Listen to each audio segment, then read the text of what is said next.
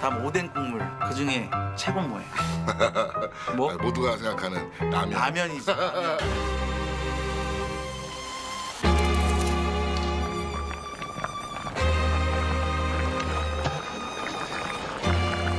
다 돼 있는 거 아는데도 또 거기서 한 젓가락을 먹어야 돼 이게. 거기서 한 젓가락 딱 먹어봐. 이건 다 알아 이제. 이미 우린 요리사기 때문에 다 아는데도 한 젓가락 먹고.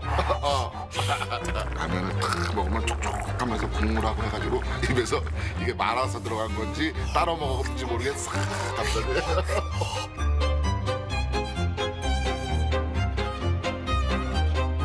김밥은 옹알스다. 모든 이가 사랑한다. 모두가 다 즐길 수 있다. 맞아. 네. 옹알스는 김밥이고 김밥 너무 맛있어.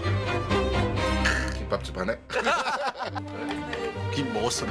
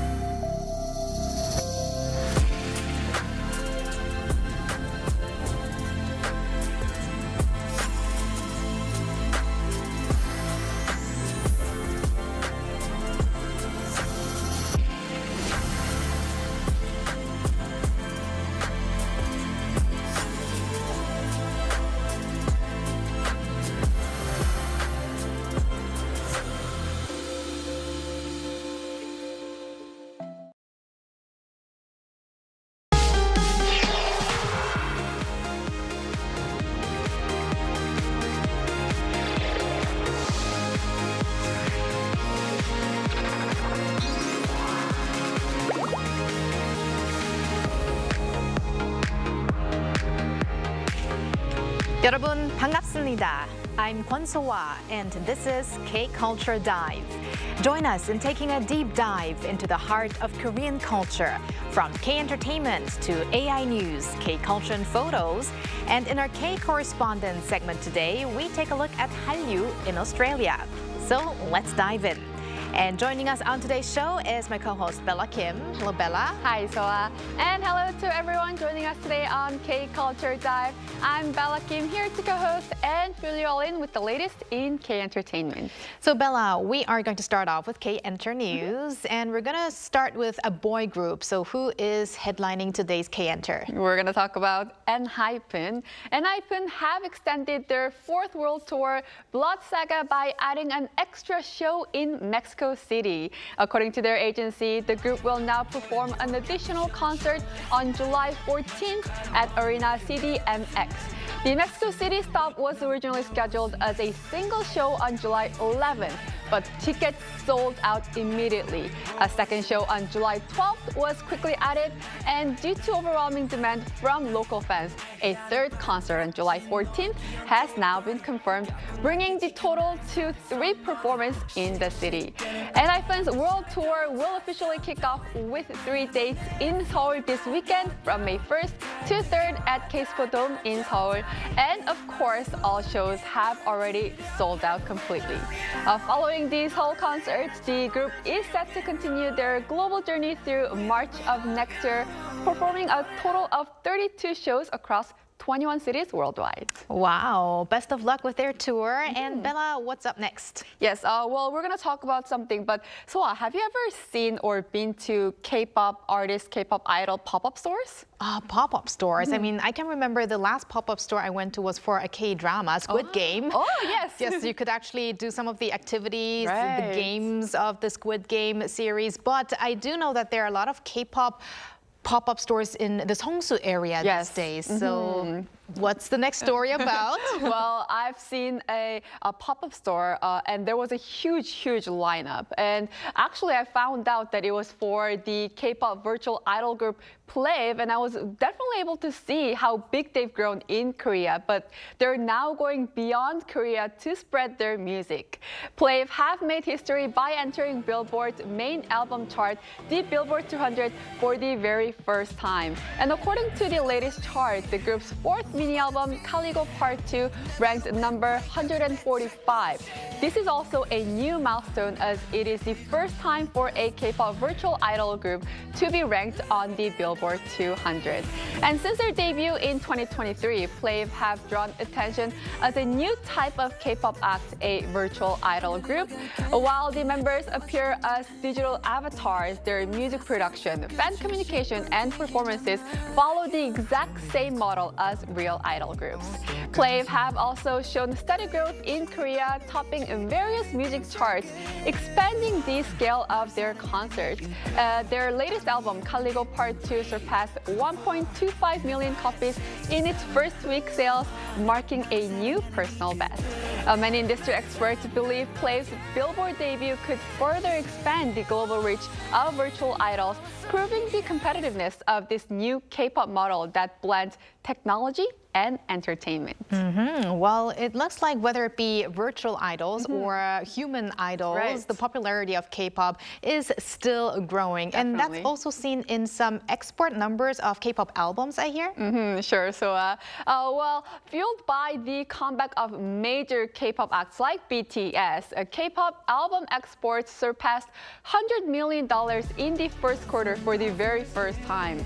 According to the Korea Customs Service, album exports reached $120 million in the first quarter of this year, marking a 159% increase compared to the same period last year. And this is not only the highest quarterly figure on record, but also the first time exports have exceeded the $100 million mark in a single quarter. Album exports have been breaking records for consecutive quarters since the third quarter of last year, showing a sustained growth in global demand. Notably, exports to the U.S. surged by more than 500% year-on-year, marking the highest growth rate among all major markets. The European Union also saw a significant jump, with exports increasing by about 460%. And meanwhile, Japan and China recorded growth rates of 157% and 38% respectively. Industry experts attribute this strong performance to the expanding global fandoms, return of major K-pop artists, and growing demand for K-pop across North America and Europe. And if this trend continues, K-pop album exports are expected to set a new annual record by the end of this year. Wow, those are some staggering numbers that we're seeing. And although we do see many different K categories expanding, I think K-pop is still like at the top of it. For sure. Well, thank you very much, Bella, for those updates, and stick around. Will do. All right, let's now turn to our AI anchor, Arirang, for more on the culture front. Arirang. Thanks, Sua. Here's your AI guide to the latest cultural headlines from Korea. Let's begin with our top story. Inbound travel to Korea is set to surge in early May as Japan's Golden Week and China's Labor Day holidays overlap. The Ministry of Culture, Sports and Tourism projects up to 90,000 Japanese and 110,000 Chinese visitors will enter the country during the period. The ministry plans to roll out a range of events and benefits for tourists, including airfare discounts and duty-free vouchers. Minister Chu Hui-young says that despite a potential dip in global tourism demand amid the Iran war, the government will leverage the holiday periods of the two neighboring countries to sustain growth in the tourism sector. The number of cultural events across Korea jumped nearly six-fold in April from March, with the expansion of the government-led Culture Day program.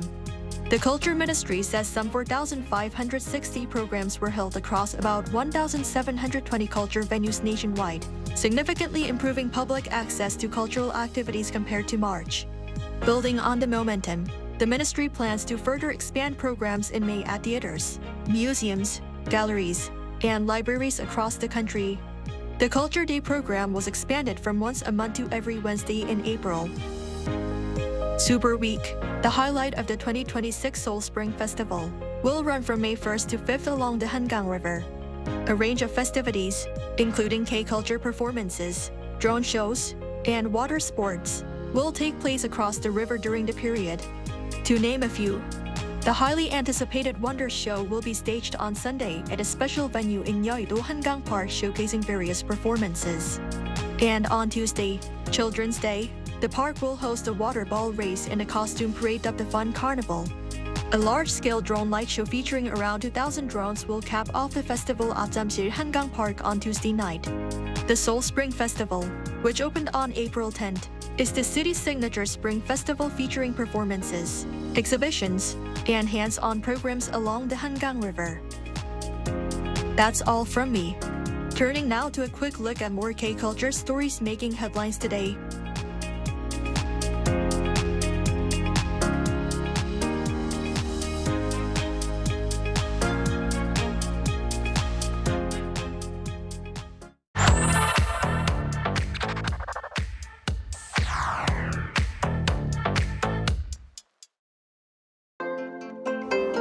Through a single photo at a time, we take a closer look at culture in Korea. This is K-Culture in Photos. Let's start with today's keyword, 부채. It simply means a hand fan. And as the weather warms up, you can spot people using 부채 out on the streets to block the sun or cool themselves while on the go. It's a light, portable, and simple way to beat the heat. But 부채 is more than just practical. Traditional Korean fans come in different styles, like folding fans known as 접선 and round fans often called 단선 or 원선 fans. They're not just tools, but also beautifully crafted items that reflect Korean aesthetics and tradition. So even today, this small everyday object carries both function and culture hand in hand. Now, here's one of the easiest and most fun ways to beat the early summer heat in Korea. Take a look at this. As temperatures rise, fountains like these turn into instant playgrounds. Kids run through the water, laughing and cooling off at the same time, especially with fountains hidden in the ground, shooting water right up from below. And you can really feel the joy here. After playing outside in the heat, these fountains offer the perfect way to cool down. Simple, refreshing, and fun. But fountains in Korea aren't just for daytime. As night falls, they transform into something completely different. With lights and music, they become part of the scenery, almost like a performance in the park. Some are even called musical fountains, where water moves in sync with the music, almost like an orchestra made of water and light. Whether it's kids splashing around during the day or families enjoying a show at night, these fountains have become a seasonal highlight, bringing both fun and beauty to everyday spaces. Now let's take a look at something straight out of the future. This is from Korea's National Science and Technology Expo. And yes, those are AI-powered robots. Boxing. Humanoid robots step into the ring, throwing punches and reacting in real time. And when one gets hit, it regains balance and quickly raises its guard again, just like a real athlete. Crowds gather around the ring, cheering and reacting to every move. For many visitors, it is their first time seeing robot combat like this up close, and that makes the experience even more exciting and immersive. And it's not just about entertainment. This event brings together some of Korea's latest research and innovation, showcasing how far AI and robotics have come and how they might soon become part of our everyday lives. Because here, technology isn't just something you read about. It's something you can see, feel, and even cheer for. And finally, take a look at this. At first glance, it almost looks like a long flowing line along the water. But if you take a closer look, those are actually people reading. This is part of an event called Reading Wave held along Uiam Lake in Chuncheon. Over a 400-meter stretch, people sit side by side, quietly reading together, creating what looks like a wave of books. Participants bring their own books and find a spot along the path and simply take time to read, together yet individually. It's a simple idea, but one that turns reading into a shared public experience. In a fast-paced digital world, this event offers a moment to slow down and reconnect with books in a meaningful way. This event shows us that a quiet activity like reading can bring people together in the most beautiful way. Today's photos show us how simple moments become something people share and experience together.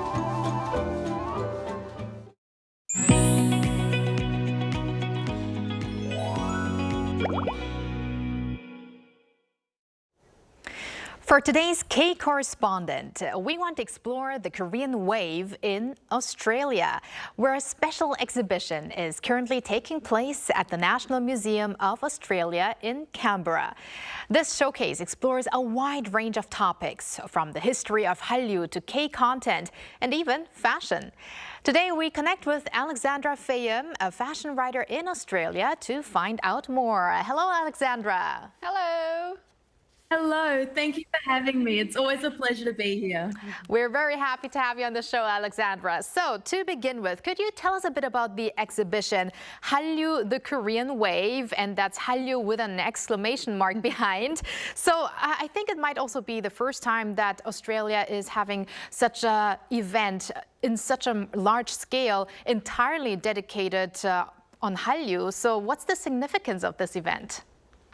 Yeah, you're right. This is the first exhibition of its kind that we've seen in Australia. So it's really exciting. So the National Museum of Australia, which is in Canberra, our capital, it has a lot of amazing artifacts about Australian history. But this is so exciting because this exhibition shows the impact of Hallyu, or the Korean wave, and what it's had on Australia. So if I think about K-pop and the way it has exploded in popularity in Australia, it's unbelievable, especially over the past half decade, so maybe 10 years. But it wasn't really until the 2020s until it became super mainstream. So if I think of Cat's Eye, it's a household name in Australia, and I'm sure every single parent would know the K-pop Demon Hunters, every word back to front. So it's really understated how much Korean pop culture has had an impact on Australia. So this exhibition's a really exciting way to see it all unfold.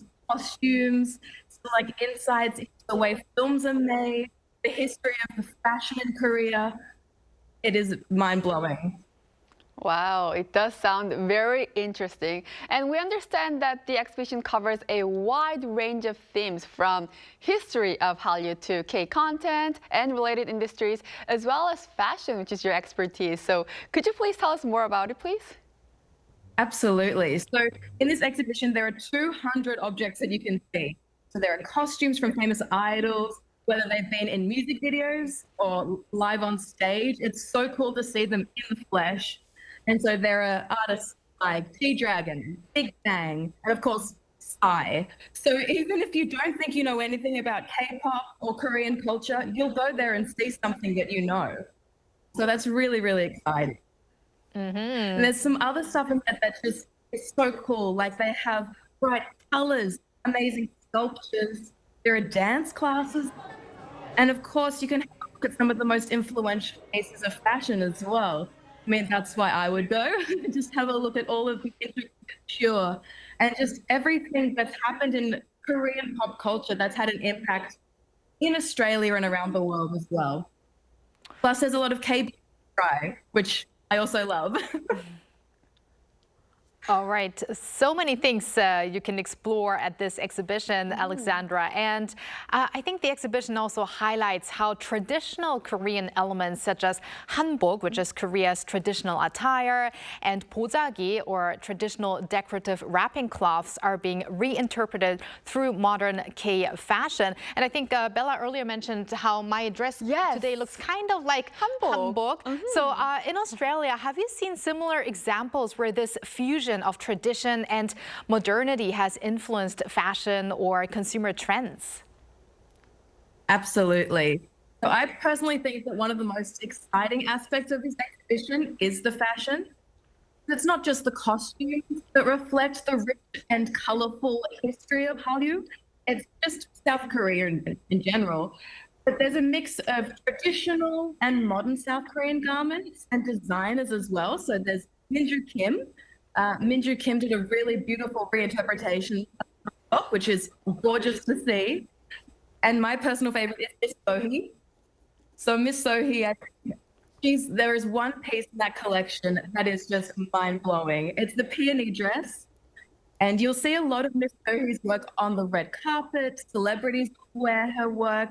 And I think that she's one of the most influential names in South Korea, but across the entire world. And you see a lot of pieces influenced into the influencer culture as well. Especially with Miss Sohi, you will see some influencers using her pieces to inspire bridesmaids' dresses and other red carpet gowns. And then, of course, this trickles down into everyday fashion and trends. And then, of course, you get K-pop culture, which also influences our fashion as well. We're very much a streetwear forward country. So we'll take bits and pieces that we see in pop culture, on TV, in music, and we'll always blend it into our own. It's great to hear that these Korean designers are being represented there at the exhibition, Right. because I think you mentioned Minju Kim or Kim Minju and Miss Sohee, and they are also quite different, I would have to say, because Kim Minju is more about the playful day-to-day style, and Miss Sohee is more about high fashion couture. Right. So it's really great to have them at that exhibition. Definitely. And we're going to continue talking about fashion. So could you please share some specific K-fashion styles that are currently popular in Australia, as well as the features that local consumers seem to prefer? And also, how does K-fashion kind of differ from Australia's own fashion trends? Well, it's very interesting because, as I said, Australia loves to be laid back, especially in Melbourne. We love to have a bit of experimental and avant-garde clothes as long as they're comfortable.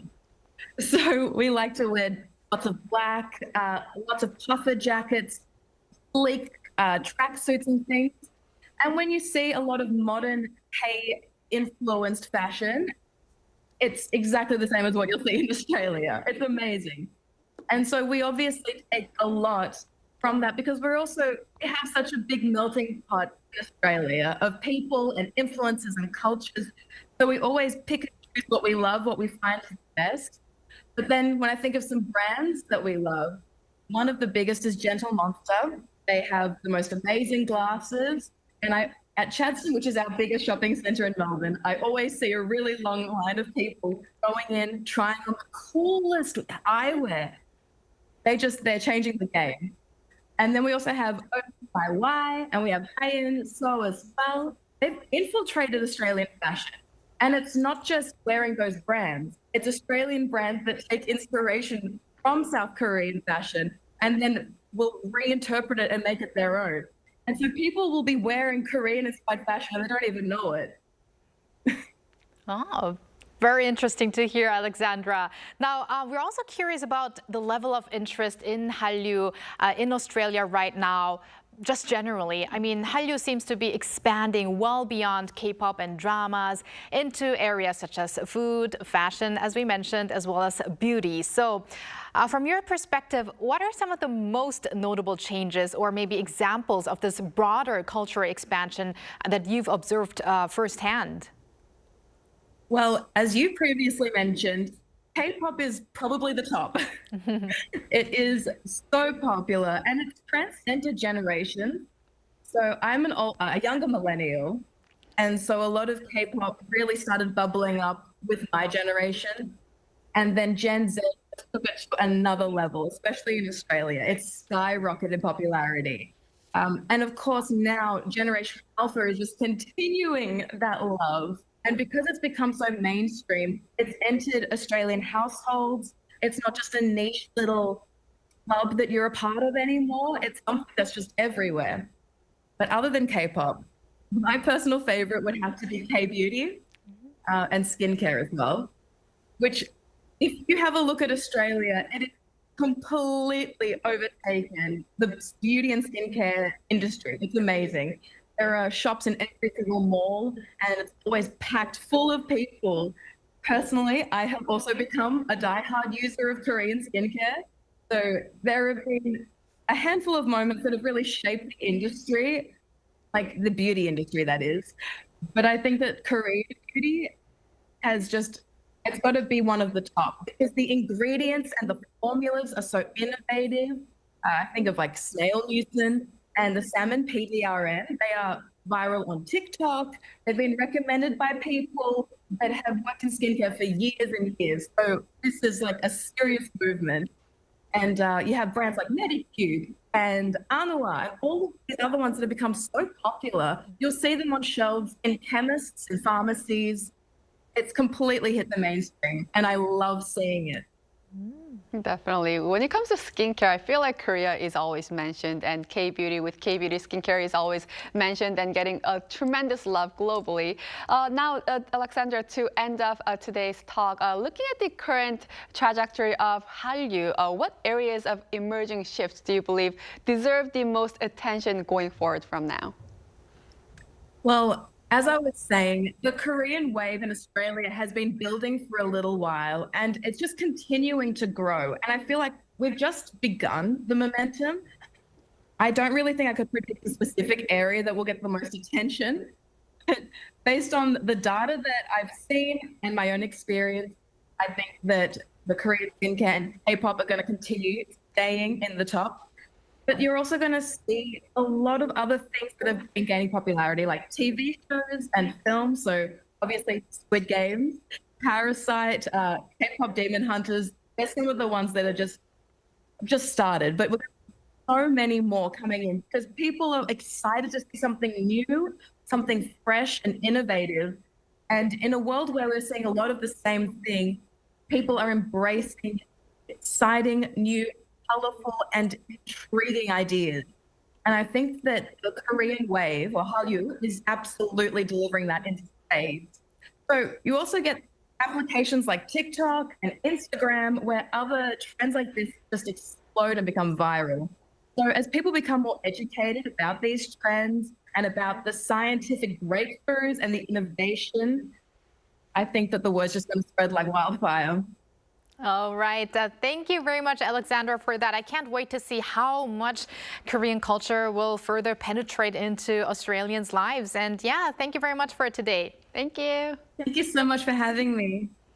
And thank you, Bella, as always. We're going to see you back here next week. Yes, I'll see you back next week. Thanks for watching and your interest in everything K-culture. We'll be back on Monday as tomorrow is Labor Day. So see you back next week. And don't forget, keep diving.